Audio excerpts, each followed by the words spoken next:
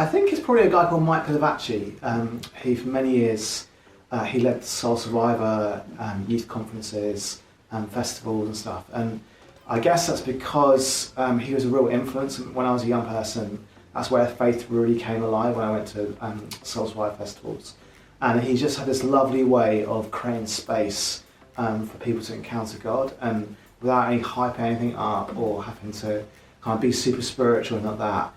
He would just always create this opportunity for all the young people gathered to meet with Jesus. And when I was at those festivals, faith just came alive. And for me, like, he has been doing the same thing for many, many years. And I really love that sort of sense of being faithful to what you're called to do. And that for me is a real inspiration. Yeah, thank you. 4 or 5, and my parents had just become Christians, and it must have been like an evening prayer meeting or something, and my dad took me to church, and all I can remember, there was a band, and I don't think I've ever experienced that in a church setting before. It's always been quite traditional, and there was a band, just a few people gathered for an evening kind of prayer meeting or something, but it was worship, and I just remember like the looks on people's faces and the sort of the sense of God's presence there, and I wouldn't be able to articulate it in that way, but there was just something different about what was happening that evening. And I remember just thinking afterwards, there was something different about that. That was probably one of my first memories. I think from that it would probably be my parents. They became Christians when I was quite young. Started taking us along to church, took us to Christian festivals like Spring Harvest. So they were really good at like getting us involved in the community and going on to Sunday school and that sort of thing.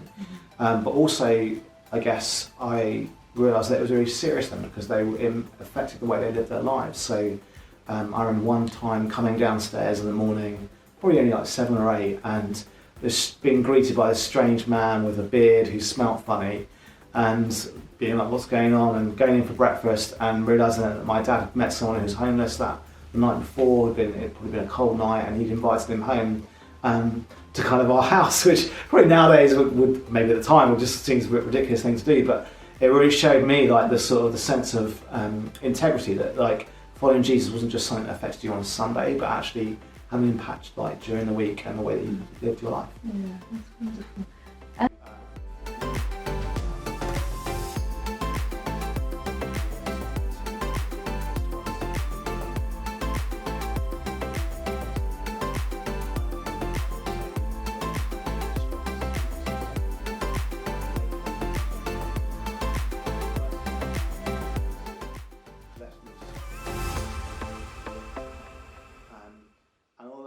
Meant that at times my mental health suffered, and I wasn't able to kind of do stuff in the way that I wanted to do and live life in the way I wanted. And I remember many times last year kind of praying, almost like asking that God to kind of click his fingers and take stuff away, but he never did that. And you might say, well, God didn't answer your prayers then, but actually I think what I've found over the course of the year was not maybe like instantaneous answers to prayer, but more God slowly but surely working in my life, and in moments of really feeling overwhelmed at one level, but another level knowing the presence of God, and really experiencing God as a God who weeps when we weep, who suffers with us and doesn't stay distant and remote, but comes close.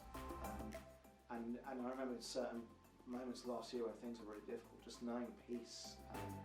Paul has this little phrase about peace that passes understanding, and I can definitely say at times last year when things were difficult, I actually really experienced that. But that sense of God getting into the dirt and really kind of in the nitty-gritty of life and being present in that.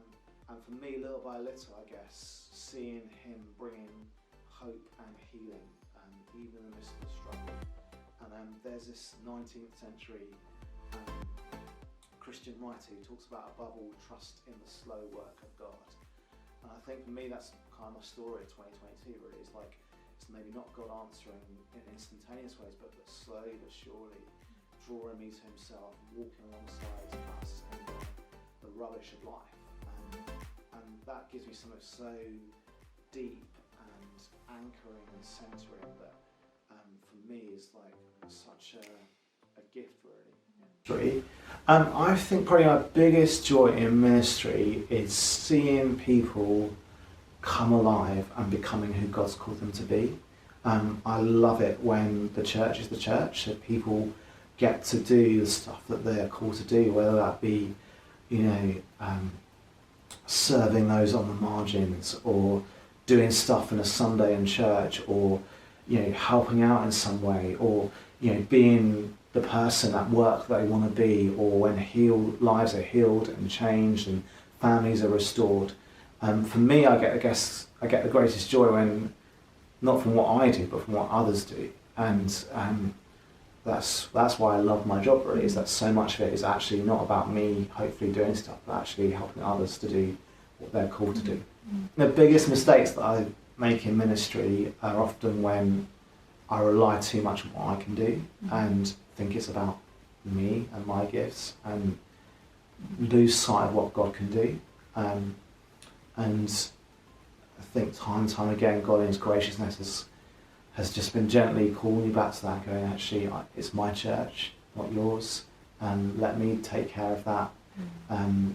Your job is not to save anyone, your job is to point people to me. And for me, that's often when I make my biggest mistakes, it's sort of in that sort of mentality of like, I've got to make something happen.